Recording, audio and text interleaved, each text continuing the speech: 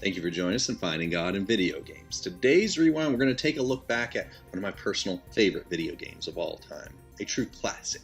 You know, not every game can stand the test of time.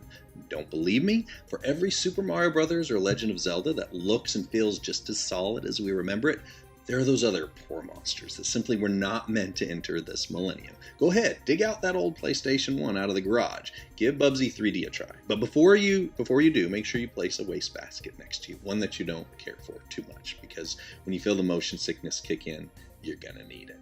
Many games over the years transported me to another place when I first played them.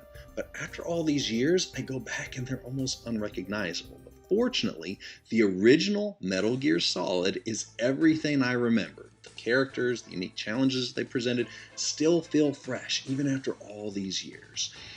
But that keycard backtracking, though. Now, for those who have not indulged in that particular mission in Metal Gear Solid, let me give you a brief synopsis. In the midst of a world-saving mission to stop a nuclear warhead launch, we were tasked with inputting 3 card keys into 3 separate terminals. Sounds pretty easy, kind of normal video game 101. The problem is we only had 1 key. So how can 1 key operate 3 separate terminals when each one required a unique input? And that's where the twist came in. That card key was actually all 3 keys the whole time. In order to activate those 3 separate terminals, the key had to change shape. The only way to do that was to brain the key to areas with dramatically different temperatures. The key first had to be entered into a terminal at room temperature, entered into another terminal after being exposed to high heat, and then finally inserted into the last terminal when being frozen in a below zero environment. Now, that did result in some less than enjoyable backtracking to a couple of areas in the game that presented the environments that were necessary to create the change in the key that would enable it to serve its purpose.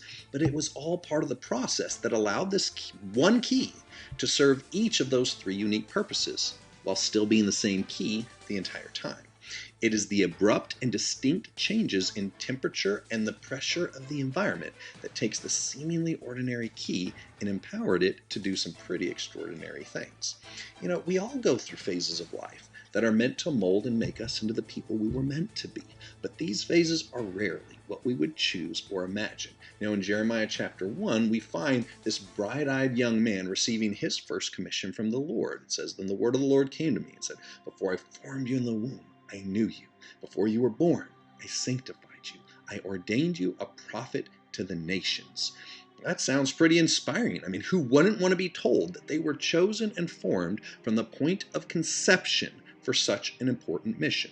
Then he went on and said that, "Do not be afraid of them. I'm here to deliver you." And he put forth his hand and touched my mouth and said, "Behold, I have put my words in your mouth." I mean, who wouldn't want to be given words to say for every situation we're going to face, fresh from the throne of God himself? I mean, that sounds pretty reassuring, right? That's pretty grand destiny ahead for young Jeremiah.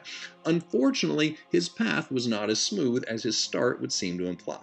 Jeremiah was given the challenging role of preaching to a people who would never listen to him, as you see later in Jeremiah 7, when the Lord says, "Therefore you will speak all these words to them, but they will not obey you. You will call to them, but they will not answer you." Jeremiah was given maybe one of the most unwanted and undesirable positions in the entire Old Testament, a front row seat to the fall of Jerusalem. But it would be from that pressure cooker that the man known as the Weeping Prophet would both preach and write the definitive tome on the fall, as well as prophesy the eventual rise of the nation of Israel once again. Much like those key cards in Metal Gear, it would be the rising temperature of the challenge he faced that would shape Jeremiah as he proceeded with the message that he was burdened to deliver. And his path absolutely took a heavy toll on him. In Jeremiah chapter 20, he says some pretty strong words. He said, "Cursed be the day I was born. Let not the day be blessed in which my mother bore me.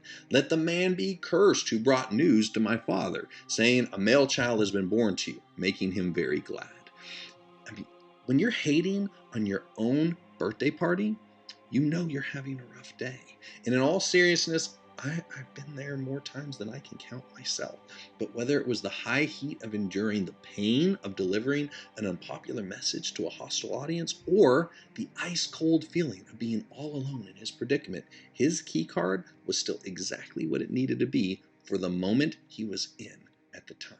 Now, I don't know which season you're currently enduring. It could be the pressure and heat of the furnace or the frigid cold of loneliness and despair. But I do know that the word that the Lord gave each of us when everything was room temperature has not changed. And in order for us, the key, to be effective in each season of our lives, He may change the environment enough for us to be shaped into exactly what our current situation needs. Different times and different places will require different growth and changes from us. Just as Jeremiah found as his situation continually deteriorated. He was in and out of prison. He was forsaken by everyone at various points. His pulpits ranged from the king's palace to the stocks in the public square. And in the end, he delivered the message he was given, and he fulfilled his calling regardless of how his external situation. But Jeremiah might not sound like the most reassuring story, but it is a true real-world example of what being a follower of Christ actually looks like. And we can find encouragement in how he endured these seasons, even as his card key had to painfully adjust to an ever-changing set of external factors bent on tearing him down. And in the end, these challenges were what shaped him into exactly what his situation called for. And it's the same way with each of us. Let's not resist the potter's touch as he shapes us into what our path calls for. He may reshape us several times as our journey continues, based on the unique needs of our current mission field. Let's just hold fast to the knowledge that he chose us for this, because for someone, we are the only key that will fit when the time is right. And it will be because of the heat or the cold that we've endured that we are now in the right place at exactly the right time.